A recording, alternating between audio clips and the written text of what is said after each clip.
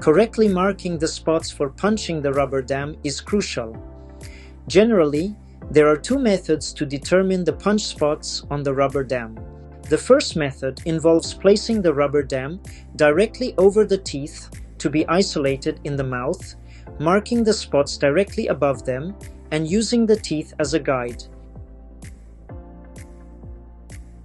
The second technique involves selecting the field of treatment, placing a template over the rubber dam, and then marking the holes accordingly. Each of these techniques has its own advantages and disadvantages. The advantage of the first technique is its directness. When we place the rubber dam directly over the teeth, we can mark the spots according to the real condition of the teeth. This method is particularly useful for teeth that are buccally or lingually positioned, or in cases where there are missing teeth, class 5 restorations, or diastemas. We can simply mark the spot accordingly without additional concerns. However, placing the rubber dam directly over the teeth to specify the punch spots also has disadvantages. First, the rubber dam must be placed in the mouth to mark the spots and then removed to punch the holes. This process requires that the punch be autoclaved each time it's used.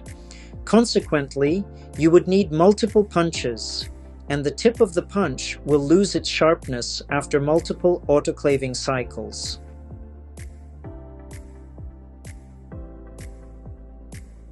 If you choose to use this technique and place the rubber dam directly on the teeth to determine the position of the holes, there are several points to consider. First, you must accurately position the rubber dam in the mouth.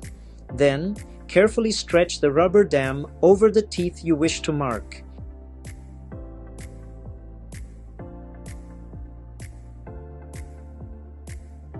For instance, if I want to mark the first molar, second premolar, first premolar, and canine, each mark must be placed at the center of the respective tooth.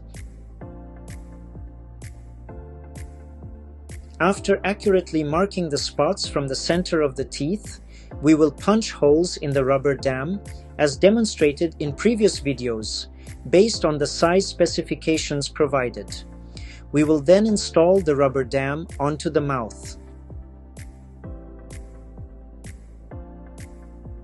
The main difference in marking spots on the template is that we can specify the field of treatment, and then the assistant can mark the corresponding teeth on the rubber dam template and punch it accordingly. For instance, in this specific situation, if we need to mark the spots from the first molar to the canine, the assistant can position the template centrally and mark the spots accordingly.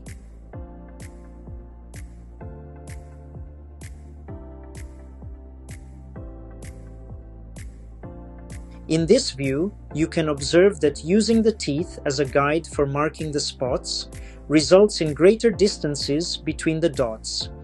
Typically, the distance between two holes on the template is about 6 mm, but when placing the rubber dam directly on the teeth, this distance increases. Therefore, it's important to stretch the rubber dam properly to ensure it fits correctly over the teeth and aligns with the marked spots. The technique I personally prefer is using templates because they are practical in 90% of cases and don't require any modifications.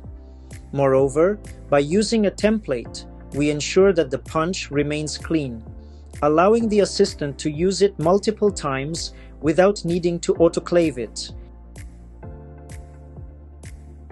As I've mentioned, using templates is quite straightforward in most cases and can easily become routine. Since the assistant handles part of the job, it simplifies the installation process. However, there are special cases to consider, such as class 5 restorations, diastemas, tilted teeth, and others, which I will elaborate on in upcoming videos. If we want to use a template for the upper jaw, we should simply position the template in the center of the rubber dam and mark the locations for the holes. For instance, if we have a 6" by 6" rubber dam and the template is appropriate for the same size, we simply place it in the center and mark the teeth we intend to isolate on the upper jaw.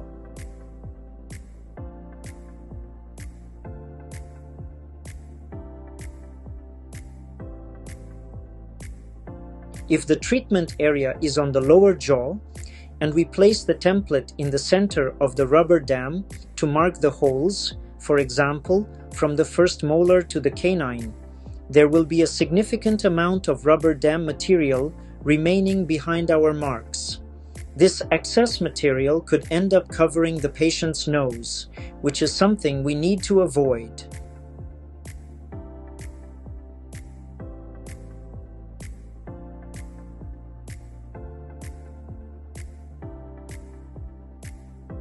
To avoid covering the patient's nose with excess rubber dam material, we can adjust our approach when using a template for marking holes.